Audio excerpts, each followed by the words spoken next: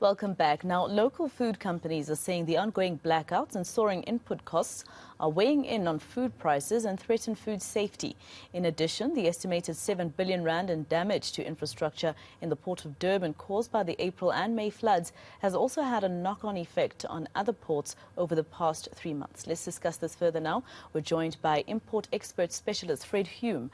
He's involved in the importation and distribution of frozen foods and other products. Thank you very much, Mr. Hume, for your time here on all angles. Of course, I assume that, the closure of some of the ports in Durban has now, made the other ports have actually even more work to do now, and that means more queues. Already, South Africa is a country that is told we're too slow when it comes to, the processes at our ports. Good afternoon, Masego. Viewers, appreciate the opportunity to state our case. Certainly, the flooding, looting, rioting, Durban, that transpired in Durban affected operations at the port. The ongoing load shedding has contributed tremendously to downtime and lower productivity. We do, however, feel that we could alleviate this pressure to some degree by channeling more volumes to ports such as Kucha, where we have excess capacity. We also have the only import-approved commercial cold store in the area. We could possibly, over a quarter, redirect a few thousand tons of products through this port, clearing it through the supply chain faster, getting it to the consumer at a lower cost than sticking with the congestion we currently faced with in Durban as a result of the factors we've discussed.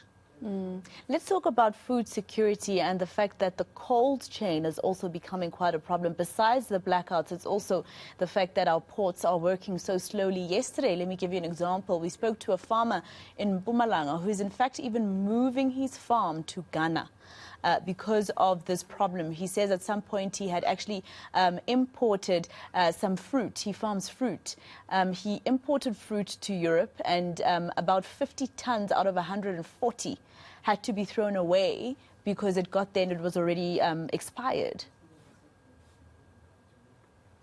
Certainly. Look, productivity at SA ports is of major concern for both importers and exporters. We've been informed that South African ports routinely function, in the top 10 worst ports globally. I believe it's in an index of 300 odd ports that are ranked. So this is going to present challenges without any doubt. That just makes it more important and imperative that one spread the volumes across the three ports handling incoming and outgoing container traffic. And then obviously looking at issues that are affecting productivity in these ports. But certainly, this slowdown is going to affect food security. There's no doubt. I agree with you. It has to result in lower incoming volumes and possibly farmers exiting industry, export-facing farmers. Do you think government is taking this issue seriously enough? I mean, imagine, the time that the N3 highway was closed off by truck drivers. That protest went on for a week unabated, with no government official sending anybody there or police going there to intervene until about a week later. So do you think that government is even taking this seriously in terms of how it'll affect our economy in the end? I don't believe government's considering it in the least, to be quite frank. I'll give you a good example. We trade in frozen French fries, and on Thursday last week, government decided or saw it fit to introduce duties of up to 181% on imported French fries. This has moved the price from approximately 16 Rand at wholesale level to 25 Rand in the space of a month, representing more than a 50% increase. So if one was concerned about food security, rising food inflation, these sort of things, surely you would have picked your timing better. Many countries around the world are actually currently dropping import duties and tariffs on imported foodstuffs, basic foodstuffs, as a measure to curtail food inflation. Our government's done the opposite. What do we do then as citizens? Because, without trying to tell South Africans that they should be lawless, or that we should always take matters into our own hands, even though it's dangerous, there are some things that we can do ourselves to assist our economy. So what can we do? Is there absolutely nothing we can do to assist? We don't want to see ourselves losing more farmers like the one I told you about earlier. Yeah, we don't want to see South Africa losing farmers. I certainly agree. We would love to see more local and domestic production. We support local wherever we possibly can. We only supplement that with items that we can't source at the right price and in sufficient quantity domestically. We also don't want, to revert to a situation like the looting we saw last year, just a year ago, essentially. How does one solve that? How do we put pressure on government to change or remedy this?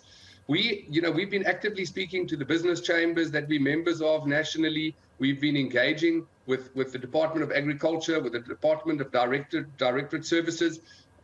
We've presented numerous, let's call them solutions, I guess, that would possibly facilitate the faster, smoother flow of frozen or perishable cargo.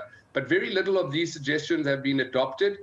We get some how should we say, airtime, if I could put it that way, but nothing much really happens thereafter. How we actually convey the severity of this message to government is currently still beyond me. But I do believe that businesses at large should continue to put pressure on any organ of state that they deal with and highlight the severity of the situation. All right. Thank you very much for speaking to us, Mr. Hume. Obviously, as we do these interviews, we're really hoping that something's got to give. Thank you for your time.